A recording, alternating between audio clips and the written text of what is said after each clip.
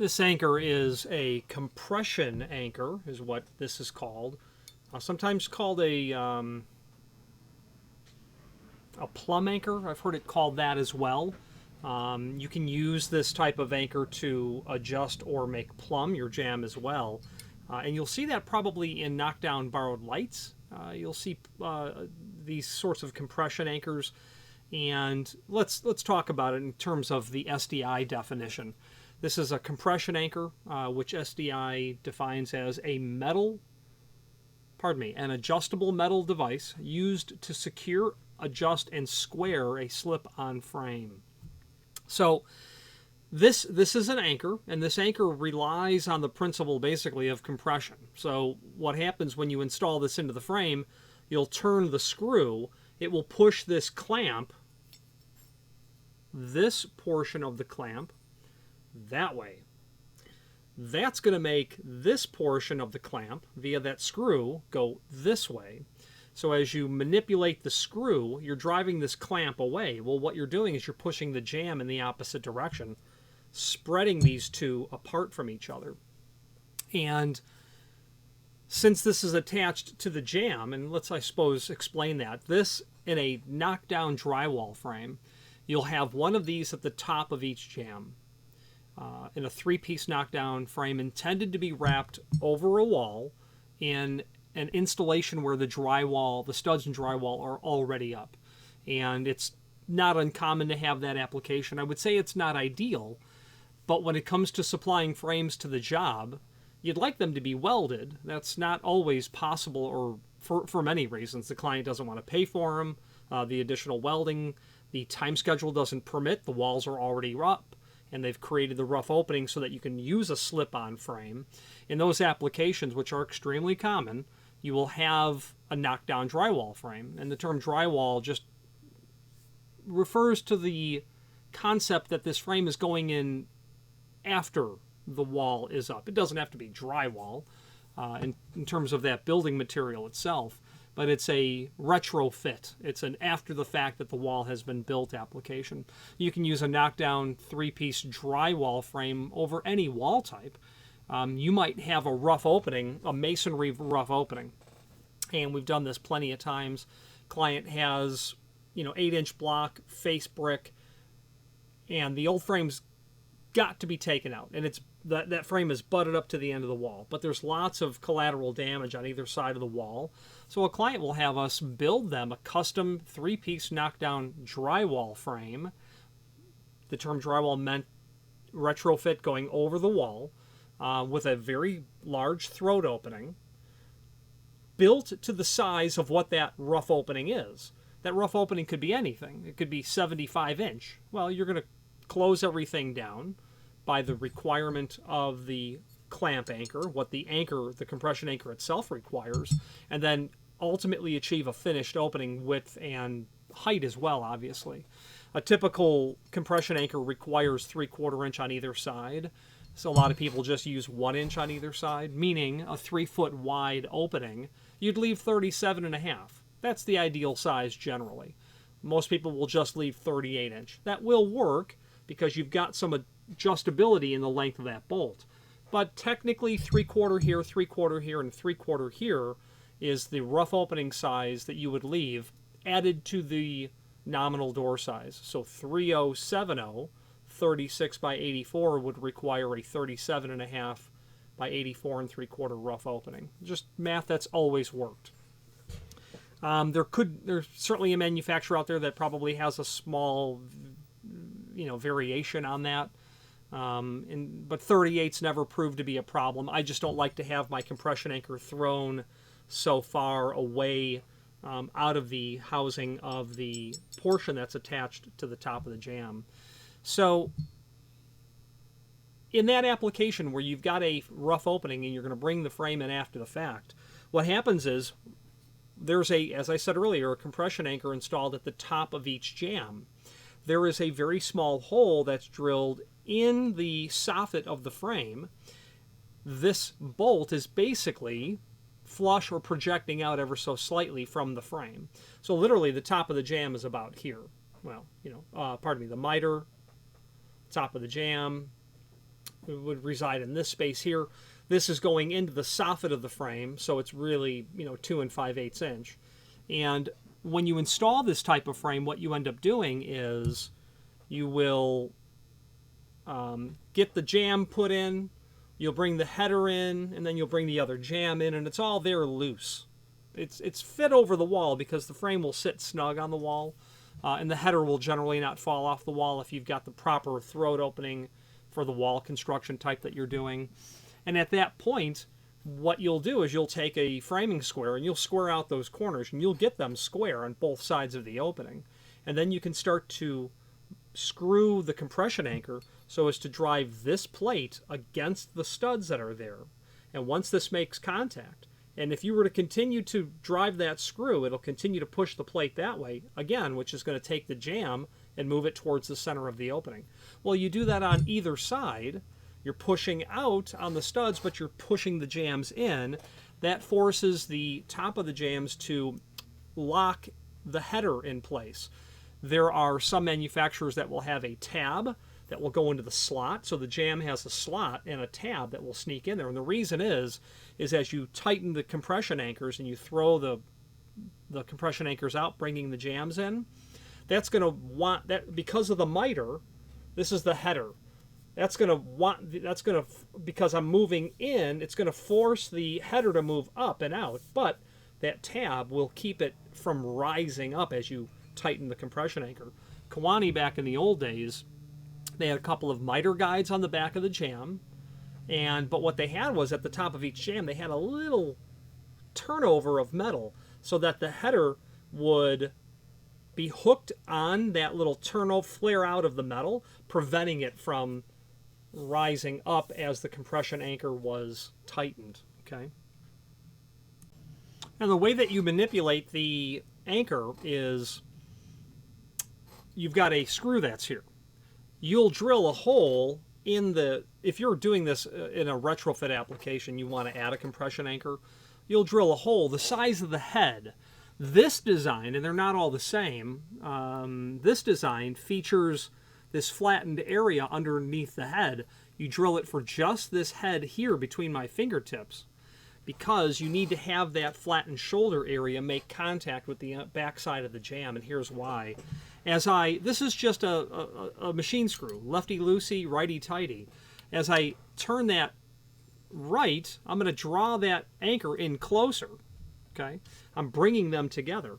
As I loosen the screw, what's happening is you're seeing that bolt move out. Well, what would be happening in reality if this was installed, that shoulder would be held against the inside of the jamb, forcing the clamp to, of course, move out. And these are just seated together a little bit tough. So as I loosen that, it's going to throw the clamp out and further away.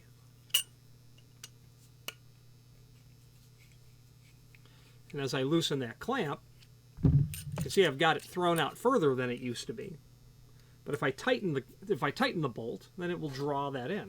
So your installation is, I don't know, where these are set from the factory. I would think they would be at a minimum dimension. And you'll basically just then loosen the screw, throw the plate back against the studs. That's going to force the jamb this way. And that's how a compression anchor works. They are also, they're very effective when it comes to knockdown drywall frames, is the bottom line. The issue, though, is you have, you're always going to have a problem when you're installing knockdown drywall frames into a four-sided borrowed light. I'm sorry, I said knockdown drywall frames. I'm thinking of borrowed lights. You're going to have to leave a stud loose, basically, in order to get all four components into it, because you won't be able to get all four of them in there at the same time. Or you've got to, what people will do will draw the anchor in super tight and try to sneak it in that way by having the anchors drawn in, enough room to get the verticals and the horizontals in, but you really need to have a stud loose in order to get a four-piece borrowed light with compression anchors installed. But you'll use compression anchors in not only that most common of all applications where you have wall that's already up. Think of, the coffee shop you'll walk into tomorrow morning, knockdown drywall frames on the 2 bathroom doors, and the compression anchors, how those are held. Now at the bottom of each jam, you'll generally just have a dimple in the hole, a dimpled hole on either side, and you're going to run a drywall screw through that into the stud behind there. And that's how that works. Best practices of construction call out wood studs at the doubled wood studs at the openings. I have had people tell me in the past they were really not thrilled with how this came up against a single metal stud. Yes, I can understand that. That's not proper installation. That's going to really cause that to move over time. And when you are in those coffee shops, inspect how true, plumb level, and square you believe those frames to be. Does the door close correctly, or is it hitting the jam at the jam at some point because the frame is no longer plumb and square? This is just compression. There's not a lot happening here. There's not a lot happening with this type of anchor for the long-term health of the opening.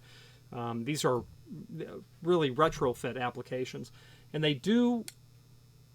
SDI does state used to secure, adjust, and square a slip-on frame. Yeah, it does that. Only in the context of what it can handle in its little area. When you see this on a frame, you'll take your jam, you'll drill your hole for the head, depending if that's the design. There are other designs. Kawani had a flathead bolt. You would have to dimple the top of that, I believe. Flip it over, and I think there was a retaining screw on the other side of the head. You'll drill that hole, flip the jam over, place this with the head of the compression anchor sticking through that. This is the height.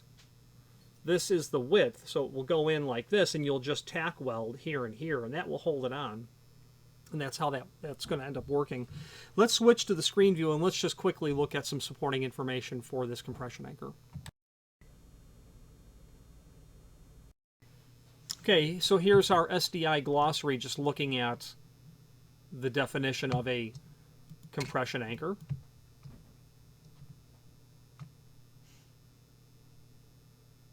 Steel studs, wood studs, and that just shows how that's installed. What they're showing us here is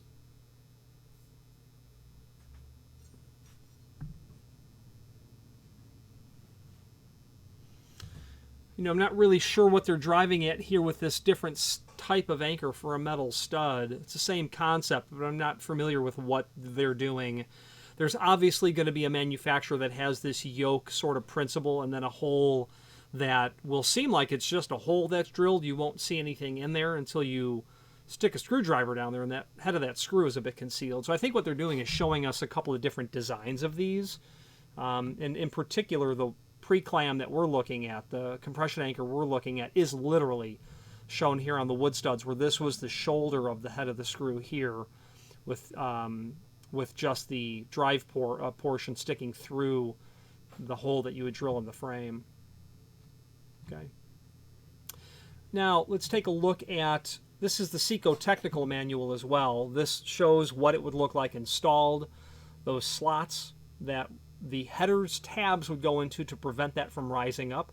This is that miter guide that I had mentioned earlier. And you can put these drywall frames, knockdown drywall frames, in really quick with compression anchors. I mean, minutes each. I've even done work where I've gone back and welded the faces of the jam once they were in place, because I wanted the frame to stay square, basically, because I know that a compression anchor on a drywall frame is not going to give that long term. Dual plumb anchors are applied in depths greater than 8 3/4. Yes, when you have a really big soffit, you'll have 2 of these. A soffit that's going to be 5 and 5 and a quarter, 5 and 5/16. You'll have 2 of these.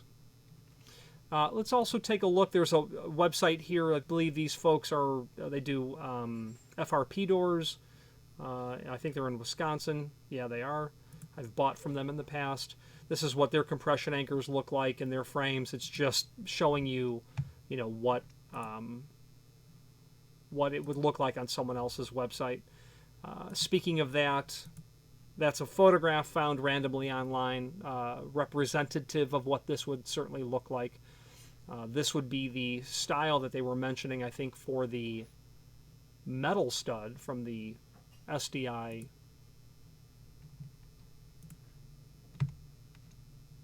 catalog. That could be what they're showing us there. Just showing you what it looks like. It's welded in place. Another manufacturer, just another nice image of what that looks like all installed. Actually, this clamp here in this picture could very likely be the one in my hand, which is by DKS. Very likely this is the exact unit. Okay. All right, let's wrap up this video on camera.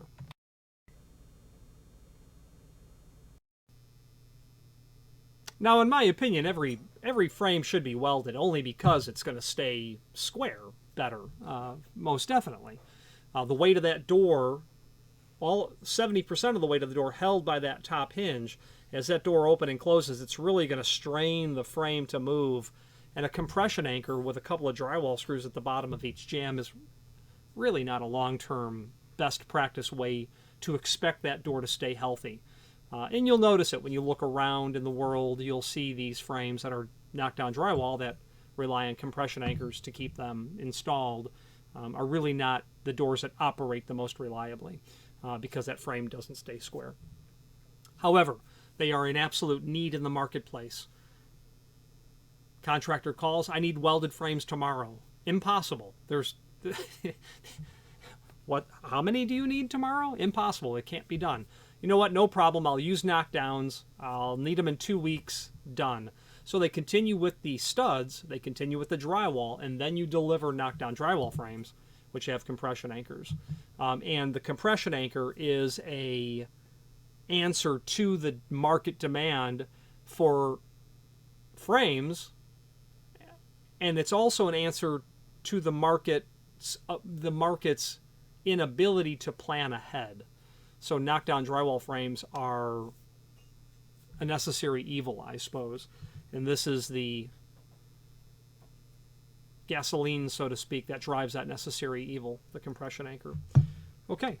If you have any questions on the pre-clam-8, the compression anchor, this happens to be a DKS pre-clam-8, or any other anchor in this series, please feel free to reach out to us. Thank you.